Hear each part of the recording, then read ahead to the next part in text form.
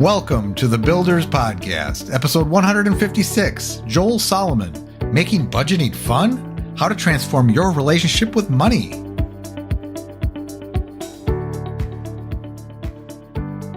Before we jump into this episode, please subscribe to this podcast, hit that notification bell if you're on YouTube, and after a listen, please give us a thumbs up, like, and share, if we've earned it. With your help, we can reach more people and deliver these valuable From the Trenches lessons to those that need it. Enjoy the episode.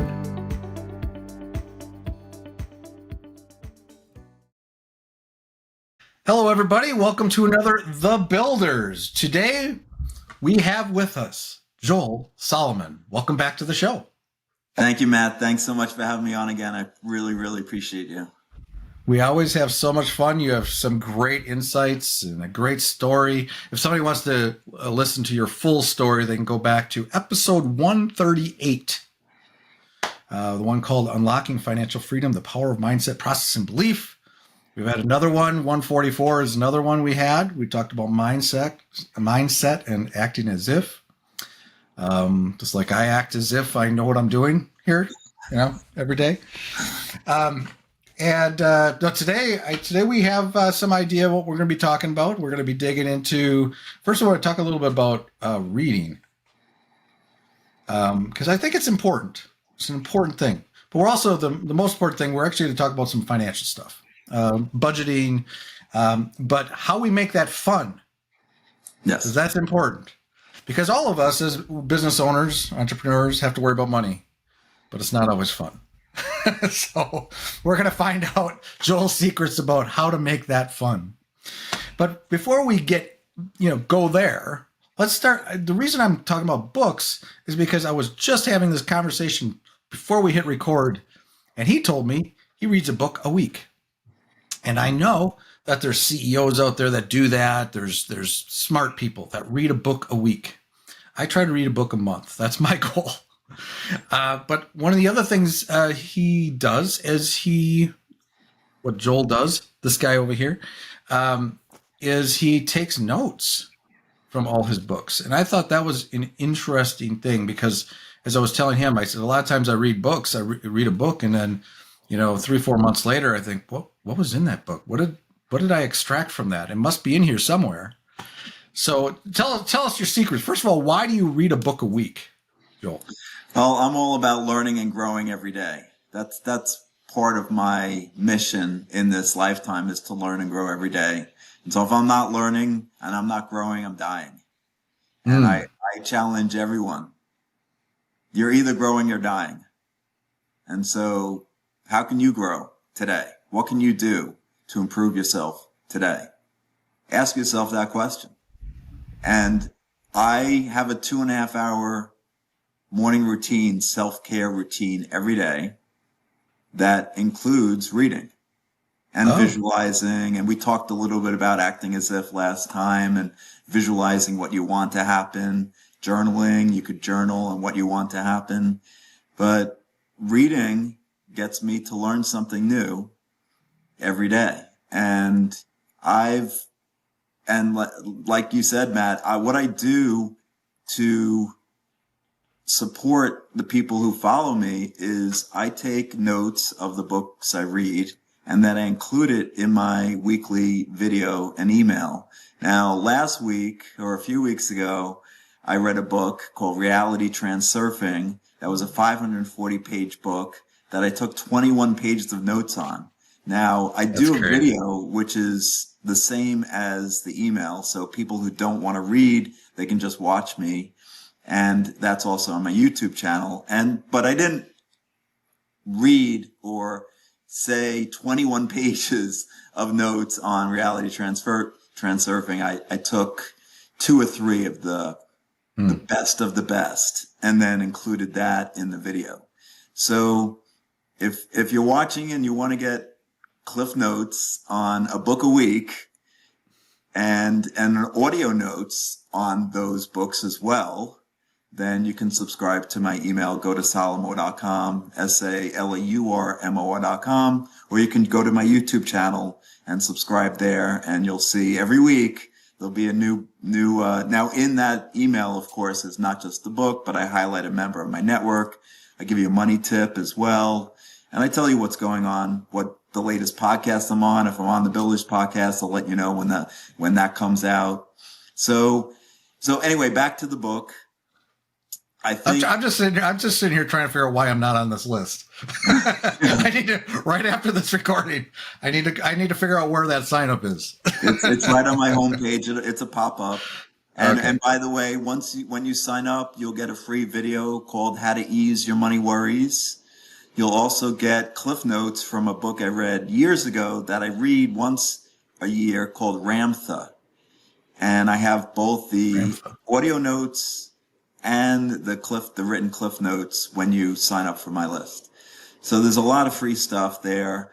So again, back to books, I think, for me, I only read nonfiction, and I love learning. And so every time I'm reading a book, I'm like, wow, I got to share that. And so a year ago, I said to my list, would you be interested in getting my cliff notes? I'm doing it for myself anyway. Would anybody like to see them as well? And so people said yes. And so I've been doing that for the last year. I think it's incredible. I think one of the things that, I'm thinking about from just your perspective, you're like blogging, for example, right?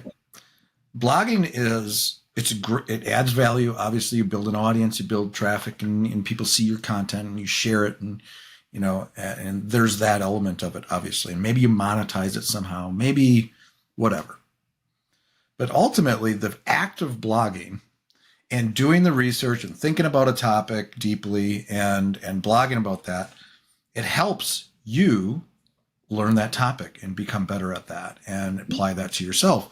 It's the same with creating courses. If you've ever created courses, I used to years ago.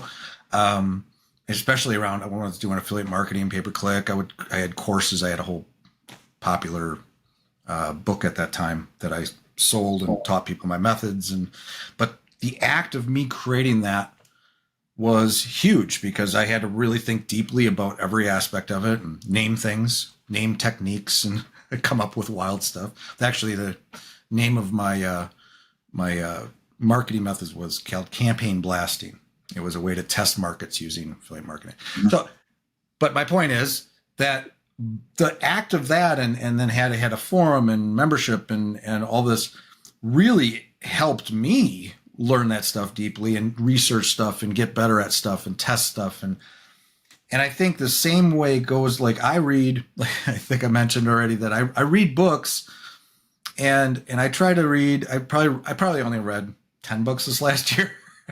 But I'm trying one a month. This year it's going to happen. But even then, I go back, I look at my long list of books I've read, and I'm like, I'll have to go to ChatGPT now and remind me what that book was about, which is a nice little tool these days. But what you're doing though, and you must do it right after you've read the book, it's fresh in your head, and you kind of write down those cliff notes. That's got to help you kind of absorb those lessons a little bit more and think about it. Absolutely. I don't want to put this out there, but I will say my memory can get better and better every day. And so let's put it that way. And so when I do read something, it's good to have the cliff notes to then, that's right, that was a really important point. Let me go over that. And by the way, there's certain books, as I mentioned with Ramtha, I've read multiple times. But the book I've read more than any other book is what I will say is the best money book out there. It's called Think and Grow Rich by Napoleon Hill. And I've read it twice a year, almost twice a year. That's right. Every year for the last 16 years. You still do it? Do you have like a routine, a time of the year you do it? Yeah, I read it at the end of the year and I read it at the middle of the year. So I was thinking that. I'm like, I know you. You're an analytic kind of guy. You got everything scheduled. It was going to be very specific every 6 months. Right, exactly. So I actually missed December, so I'm planning on reading it in January, February. Nice. But pretty much, and people say to me, why? And I say, because every time I read it, I get something new out of it. Yeah. It's not that the book has changed, it's that I have changed. And I Mm. remember just last year in 2023, reading it and saying, that sentence wasn't there the other 27 times. What? And I'm like, obviously the book hasn't changed. Yeah. But I've changed, and I realized that for me, last year, that sentence was significant. And so I took that as an important part of the book last year. That's interesting because, you know, you're changing, but you're also absorbing. You're more you read, the more things you understand, and you're making all these connections in your brain. And maybe your brain at that moment made a connection that it hadn't made before to some other information you now have.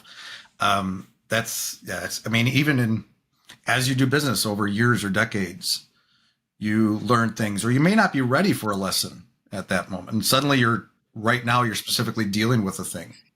Mm-hmm. And yeah, that's really interesting. So yeah, Think and Grow Rich. I've probably read it. I'm going to guess maybe 10 dozen times. More so when I was younger. I started reading in the 90s.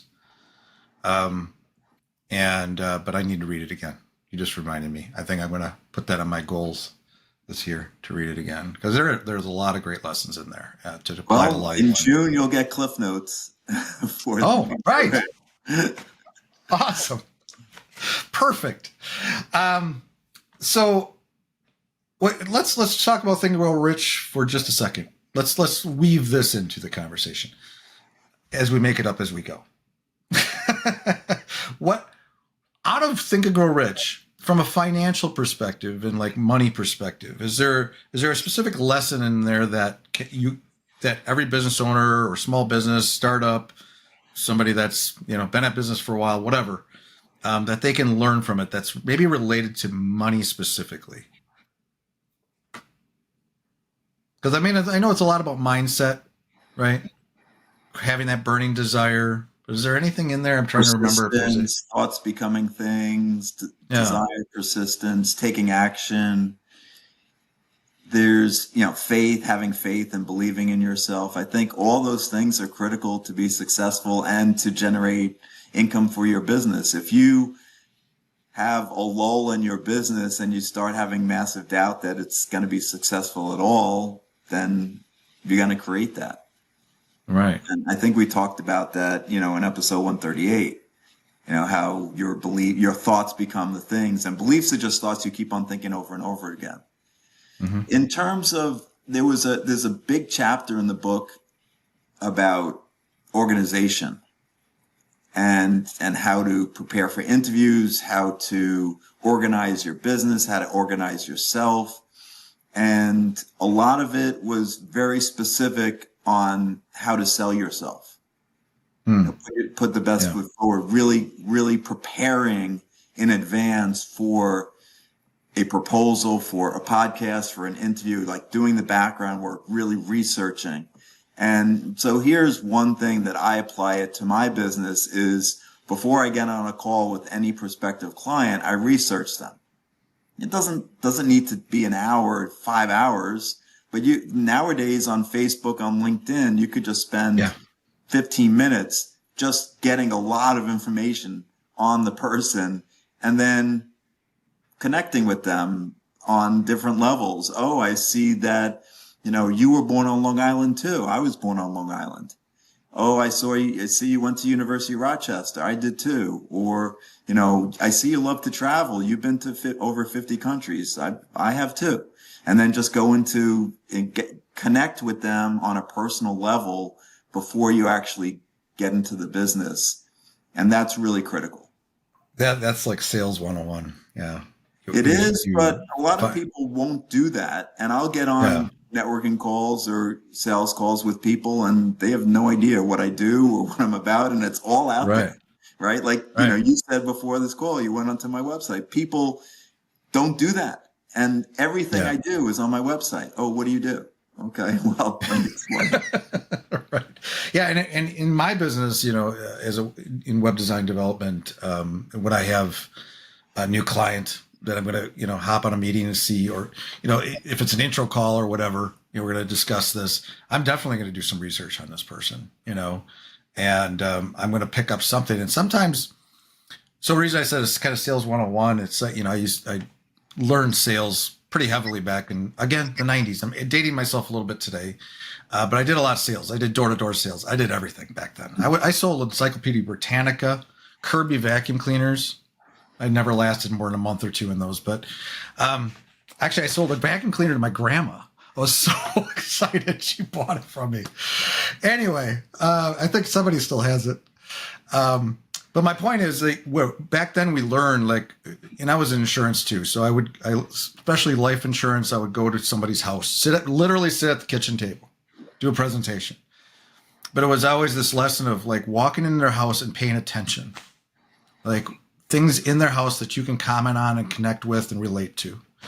And I think that's a good lesson. And I'm glad that's coming from Think and Grow Rich. But I think it's important to know that it's just like networking. You don't just, when you meet somebody, you don't think about how, give them the card right away. What can they do for me? Right. Get to know the person. Right.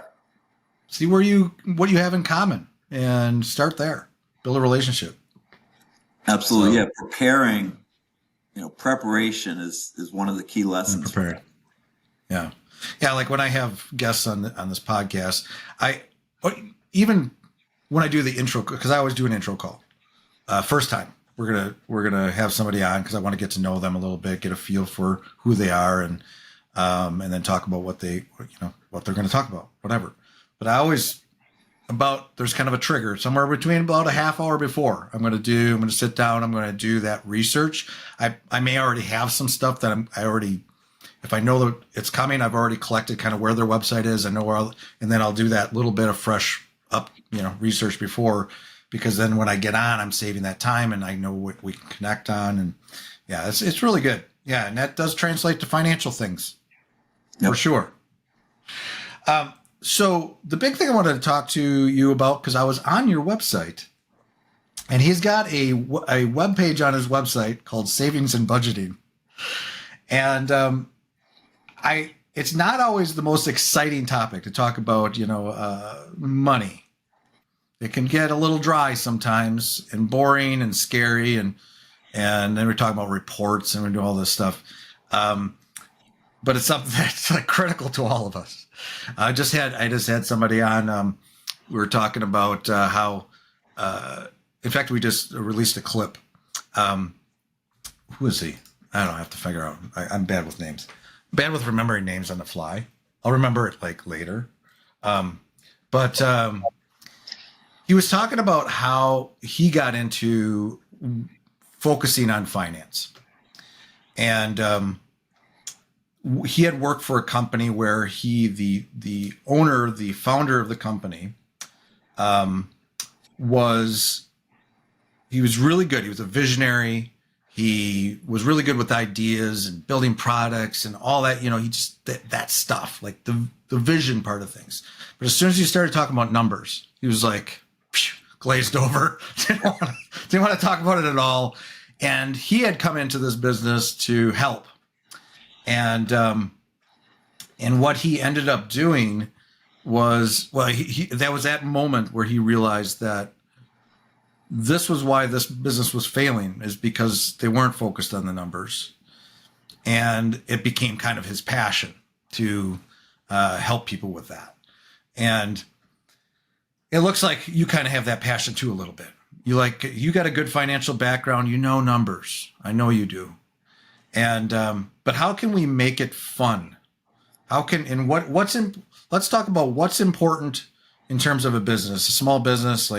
What should we be focused on? Is it just cash flow? Is it all about cash flow?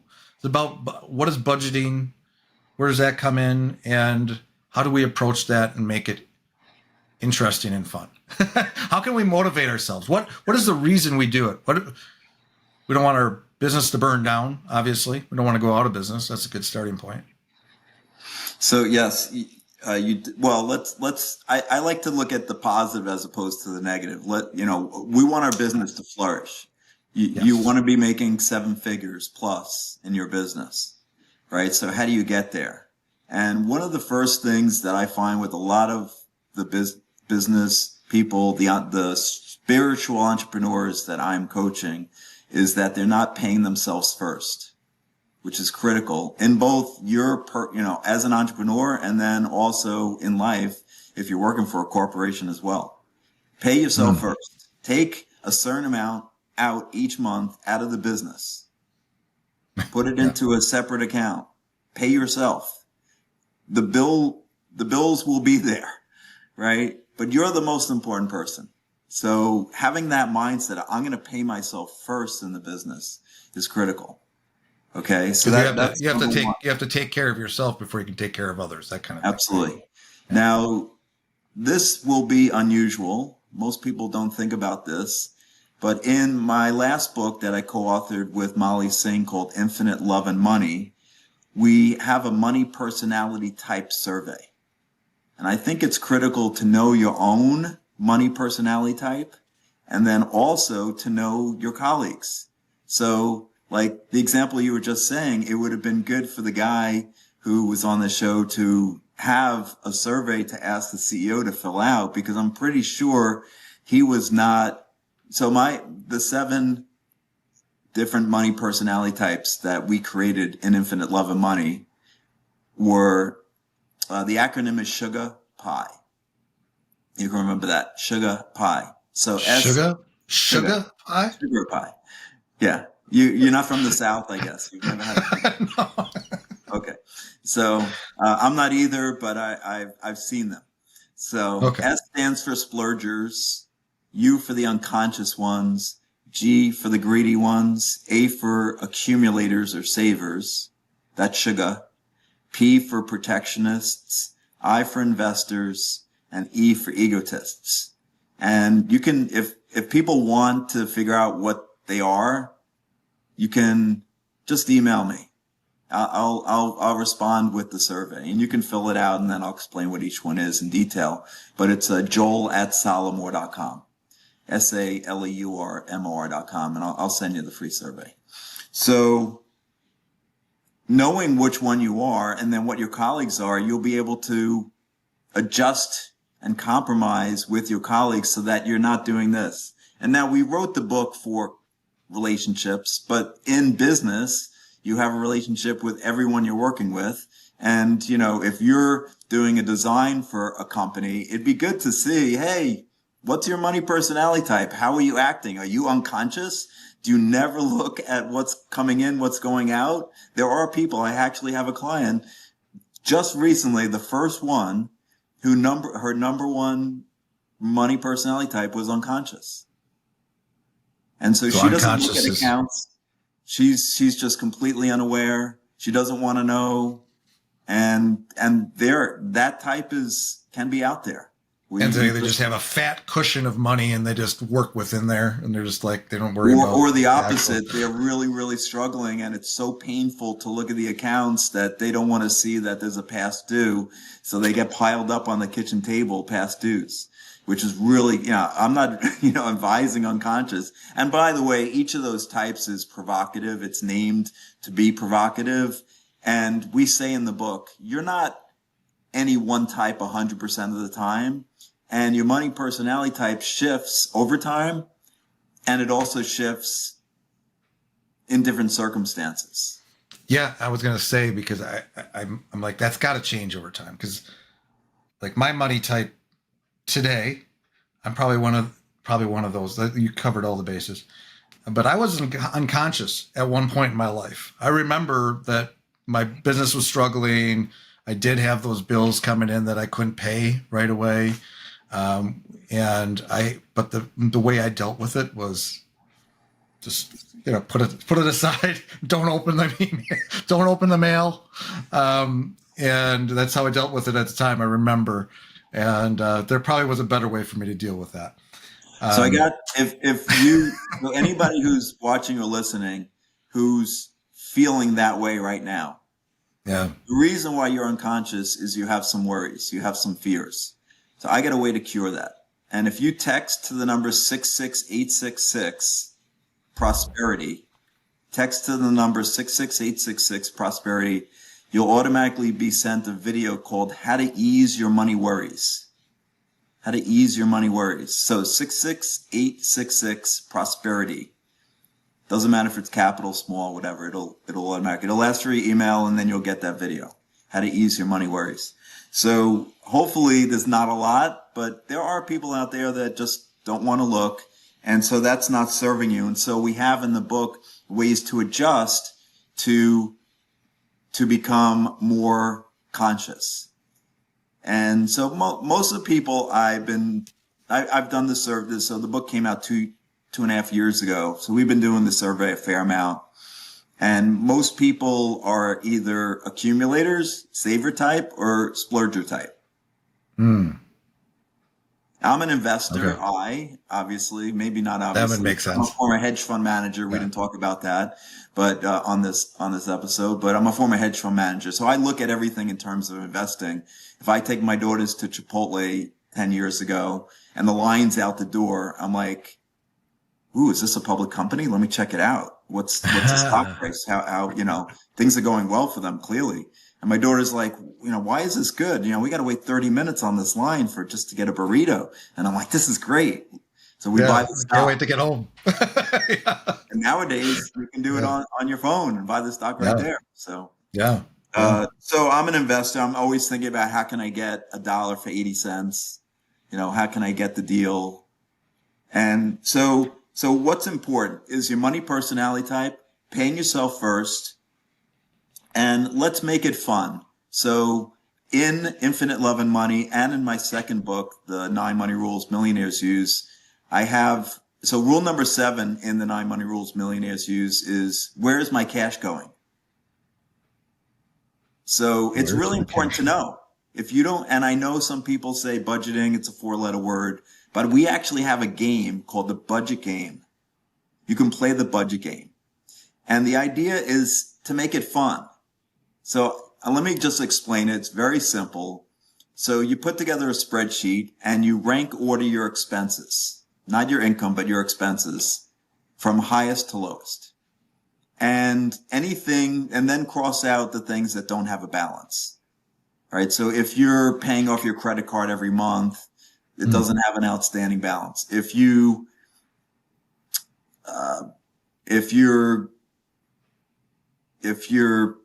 daughter has dance lessons and you're paying that every month, and you're paying that off, there's no outstanding balance. So just rank the ones that have an outstanding balance. So if it's a credit card, student loan, mortgage, so you put the amount that you're paying each month and then the total outstanding balance below it. And then you rank order the outstanding balance from highest to lowest. And then what you'll do is there's a quote we have in the book, and I'm not going to remember it exactly, but it's something to the effect of, I hereby promise to pay all my obligations, and in some cases I will do twice as much as required. I hereby promise to pay all my obligations, and in some cases I will do twice as much as required. And then you take the smallest one and you double it. So whatever the minimum payment would be for that credit card or student loan, you double it and you'll pay double. And some people say to me, "Joel, I don't have enough to pay my expenses, all of them. So how can I possibly do this?" And what's happening is you'll open up the spreadsheet, and every time you open up the spreadsheet, you say out loud that statement. And then it's a game. So what's going to happen is you want to go to the mailbox and get that bill and put it into the spreadsheet because you want to put it in and see the outstanding balance, the smallest one, get lower. And it's just do an experiment for a month. So just make it a game and say, "Oh, let's just see what happens." And what has happened, by the way, with some of my clients is amazing things, because you're shifting your thinking about money to, it's a game. It's fun. It's easy. Let's play Monopoly. Let's have a game. And one of my clients, I told her how to do this. And 2 weeks later, she had manifested over $100,000 in 2 weeks. She found the money to pay those. Yeah. So money manifestation, I think we explained on an earlier episode, is a surprise amount of money comes in that she wasn't expecting. And in this case, it was a full-time job and a part-time job. So she was working part-time, making less than 60,000 a year. And within those 2 weeks, she had a full-time job offer and a part-time that she could take on the weekends, and total of 160,000. Nice. Now she was interviewing for months before this and not getting anywhere. And then two came in within those 2 weeks. So I correlate the two. You don't have to, and there's been other examples of people who played the game and things have just flowed. And again, it's mindset. Like, you're shifting your mindset to, this is a game. This is fun. Everything. Yeah. And what I say is everything with grace and ease. Like, don't like, oh, I got to play this game because I got to manifest $100,000. That's not how it's going to work, right? It's, let's see, let's do an experiment. Let's see what happens if I play this game, and be open. And part of the fun is seeing your financial situation transform and get better, and chart and see the debts going down. And what's going to happen is that last column that's the smallest, is going to go away quickly. And then you're like, okay, let's work on the next column. And then let's work on the next column. And it's so some people might, I think I've heard people recommend this, where there's a certain, like, you pay off the smaller credit card, or that's what we're doing. So we're rank now. This may not be logical, right? Because I know that there's some, I look at my interest rate that I'm paying on my credit cards and the student loan and so on. And so if you have a personal loan that's the smallest amount with the smallest monthly payment that has a very low interest rate, logically you would say don't do that. But I'm saying do the opposite, because it's a mindset thing. And it's, you're changing your subconscious mind to saying, oh, look at that, a whole column went away. Things are improving. Things are changing. And so that's what's going on, as opposed to logically, as the finance expert, I would say rank order all the interest rates you have from 30% down to 5%, and then don't pay off the 5% one, work on the 30% one, even if it's $30,000.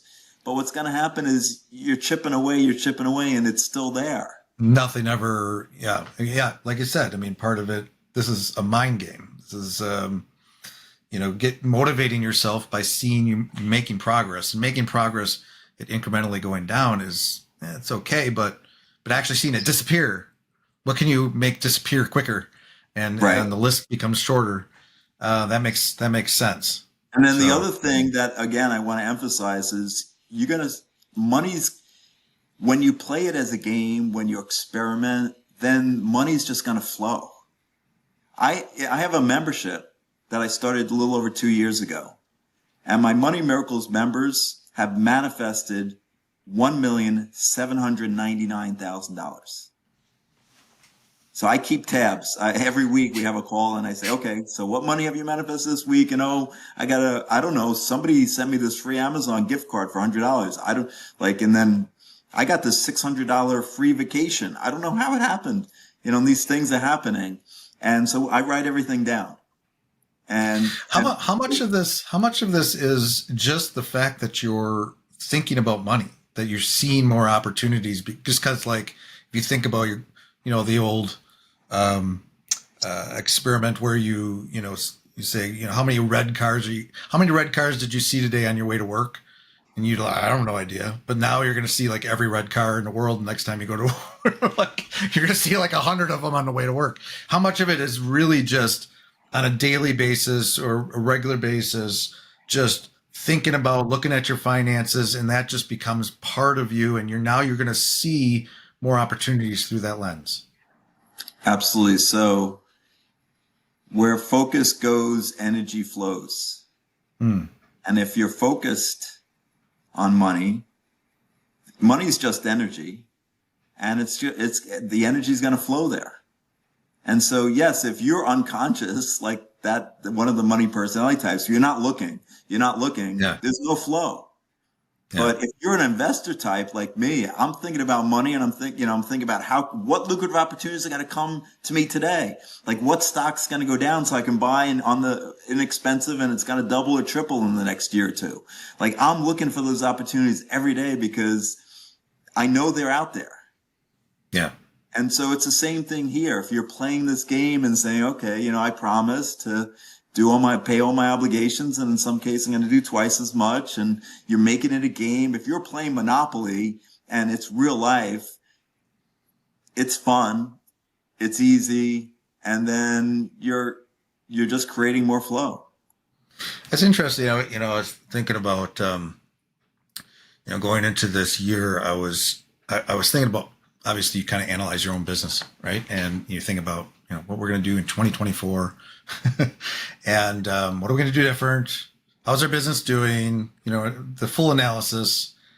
And, it's funny, it's really, so in my business, it's become really easy to become passive because we get business. Like we have partners, we have a continuous stream of projects coming in and new opportunities coming in. And that's great. And then I don't think about it. And then right. I'm just focused on the work, taking care of my team, how are we doing, communication and just talking about whatever. But I don't think about the financial as much as I could. And I don't get excited about going out and actually proactively going after new business, instead of just getting that real lazy and and just letting it come. And we're growing, we're doing great, but could we be doing better? And so I kind of have a new initiative where I'm thinking about that more. Like every day I want to show up. I'm actually going to get a little help with this. We're going to look for opportunities. We're going to be more proactive with that. And I think through that effort, we'll probably attract and see more opportunities. And I think that kind of ties into what you're saying there. Exactly. It's again, where focus goes, energy flows. And I had a client in 2023, and she actually has a mindset coaching business. So she came to me because her money mindset wasn't where she wanted it to be. And within the 3-month fast track prosperity coaching program, we were able to triple her revenues. So her monthly revenue run rate was tripled from the beginning of the year to when we ended working with her. And it was really a few things. One, it was she was mispricing her services. And two, she wasn't focused. So she had multiple programs, and scattered in all different directions. I was taught this actually when I first started in this coaching business 7 years ago. You have to have a value chain. So have something really low, a little bit higher, a little bit more expensive, a little bit more expensive, right. And then the ultimate. And actually, that just confuses. When you're out, and generally what will happen is if you're out on a service call, a sales call, and somebody says no to the high-end product, you drop down to, the $200 or $500. And that's what she was doing. And I said, get rid of everything but your core coaching program. Love that. And so again, focus. If you're not focused, your energy is scattered on 10 different products, on 10 different services. And so it's just increase, focus and getting her to focus and getting her to get paid for what she's worth.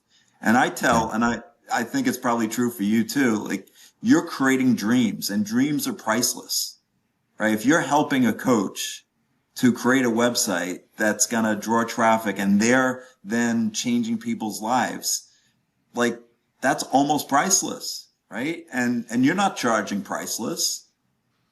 Yeah. And it's so easy to understand somebody like that. And I've fought this myself because it would be so easy to want to have more offerings so you can take care of everybody.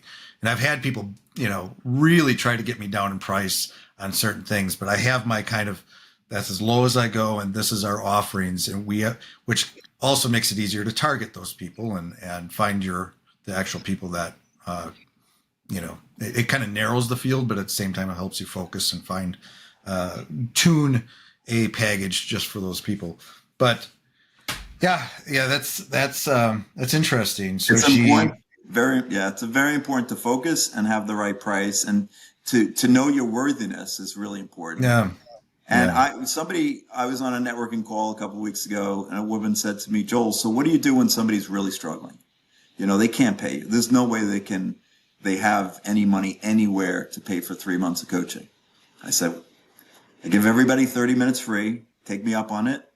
And then join my mailing list. You can binge on my YouTube videos. I have over 700 videos on my YouTube channel. Literally over 700.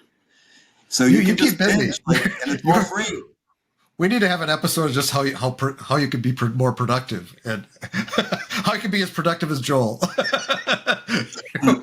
People ask me that all the time. They're like, so you're doing one-on-one coaching, you have a membership, you have an online course, you created a new online course, you have a live coaching 9-week thing you're doing, and you have a weekly email, and then you read a book a week. How is that even possible? And I'm like, I just get in flow. And this is your when you're thing. in flow thing, it's just you're taking inspired action. Love it. And that doesn't even include the clients I have that I'm coaching. Right. No, that's amazing. Hey, so we'll start wrapping things up here, but I thought let's end here. Do you have like a recent, like related to this conversation, do you have a recent maybe case study or a success story that you can share, like somebody you've helped recently that really highlights some of the things we've discussed? So yes, I mean, well, we talked about that woman who I was able to triple her revenues. A lot of the entrepreneurs I help really are not, how do I put it, business savvy. They have the dream, like the guy you were talking about, the financial literacy guy who had this guy who's a visionary. So one client I have right now, continued into this year, she is a yoga and meditation teacher. And she had a lot of products. She wasn't focused, and her prices were way, way too low. And some people think of yoga as just exercise, but she's also, while she's doing this yoga, she's speaking to the people and getting them into a higher state of vibration, of energy, of frequency. And so she's changing their energy flow while they're doing these exercises. I told her the same thing, you're changing people's lives, you're creating dreams, and that's priceless. So we increased her prices. We got her focused. So she had like 12 different offerings, online, offline, all these things that she's doing. And I said, okay, we're going to focus on just 1 or 2 services that you're doing. And then she was able to increase her earnings last year. She started paying herself first. She set up a financial freedom account. So she's going to start investing this year, which she had never been doing. So all these changes, just when you focus, when you figure out what your service or product is really worth. Yeah. Almost everyone I talk to, they're mispricing their product. Yeah. Pricing is huge. It's also, it's interesting. I do have higher pricing. I've increased it over time. In my 6th year as an agency, and I kind of always charge higher, but I've gotten higher and higher as time goes on. But once in a while you lose one, or, periodically you're like, if I went to bid so high on that, maybe I would have got it. Did I really need to? You question it a lot. Yeah. I hear that. So here's my answer to that is there's 8 billion people on the planet. You can't service 8 billion, but if you service 8 million or 800,000, your business would be flourishing. So don't attach to any one person or one client or one company. There's almost an infinite number of people who need your services. And once you get into that mindset, it won't matter. I don't know if I mentioned this on prior episodes, but I reach out to 60 people a week. I get on and about 15 people sign up for calls. And so maybe 10 to 12 actually show up. So I'm on 10 to 12 calls a week. And and I know if somebody says no, like I'm one step closer to a yes. Yeah. Oh my gosh. I love number games. So actually you can do that. I have clients do this. put together a spreadsheet with numbers 1 to 100. Next to 1 to 99, write no. And next to 100, write yes. And every time you get a no, cross off the no. You're one step closer to the yes. And celebrate. Celebrate, because you are one step closer. I will tell you, I do this, and I've not ever gotten 99 no's before I got a yes. Yep. And so there's so many people out there that need your help. So many that you need to price your product appropriately based on your worthiness. And you could price two ways, cost plus or value add. I say value add. Yeah. You're providing massive value. Mm-hmm. I love that. Oh my gosh. Yeah. Again, it takes me back to as soon as you say that, it takes me back to my life, especially my life insurance days. So that's what I learned the most about selling. Yes, because it was that exact thing. We would get leads, we get qualified leads that were hot. They were hot off the presses, and it was all dependent on how many leads I would call, and then how many appointments I was setting, and then how many of those I would close. And I could almost, because we had a very specific script and way of doing things that we followed, I would almost be able to predict how much money I could make each week and how many sales I could make. Yeah. So if you based on how many I was doing up front. Right. So if you do 60 outreach, for me, it's about one person who will sign up for my Fast Track Prosperity Coaching a week. So I know if I do 120, I'll get two. It's just the law of large numbers. I love it. So yeah, that's important. And I did want to point out, I have a very special, talking about pricing. I have stuff where I almost give it away I've talked about my YouTube channel for free and my email, which is free. But I also do a 9-week program, which is almost free. It's based on the 9 Money Rules Millionaires Use. It's called the 9 Money Rules Millionaires Use course. And I do it with a mystic, a woman who channels. And so each week, she'll channel the rules. So rule number 1 is when you believe. So she'll be channeling how, for the people there specifically, how they can benefit from my exercises that I'm about to do around beliefs, and how your beliefs will create abundance and prosperity for you. So it's a 9-week course, and we're basically giving it away. It's $99.